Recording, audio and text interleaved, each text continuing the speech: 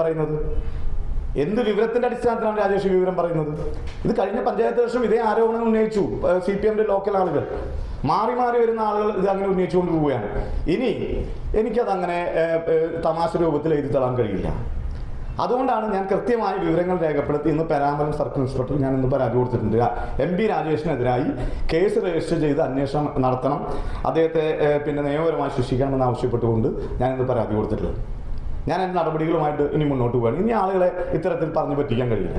അപ്പോൾ ഞാൻ പറഞ്ഞു വരുന്നത്, രാജേഷ് ചെയ്യേണ്ട കാര്യം ഈ ഫ്ലാറ്റ് എങ്ങനെ പണിയാം, അതിന് ഞാൻ എന്ത് തടസ്സമാണ്, ആ തടസ്സം ഇപ്പുറത്തോ അപ്പുറത്തോ ഇരുന്ന് പറഞ്ഞാൽ ഞാൻ ഇവിടെ വെച്ച് ആ കുരുക്കഴിച്ച് തരാൻ തയ്യാറാണ്. ഇപ്പം രാജേഷിൻ്റെ വകുപ്പ് ഒന്നുകൂടി ശ്രദ്ധിക്കണം.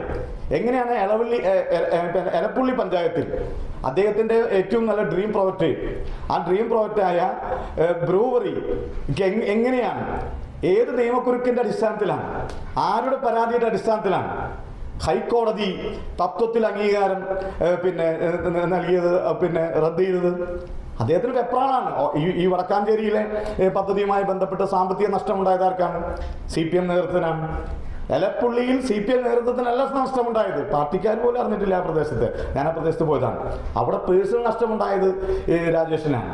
അപ്പോൾ സാമ്പത്തികമായി ചില നഷ്ടങ്ങൾ വരാൻ പോകുന്നു, തനിക്കിനി 90 ദിവസം മാത്രമാണ് ബാക്കിയുള്ളത് എന്നുള്ള വലിയ വേട്ട അദ്ദേഹം നടത്തിക്കൊണ്ടിരിക്കുകയാണ്. അപ്പം അത് അദ്ദേഹം സ്വയം നടത്തിയാൽ മതി.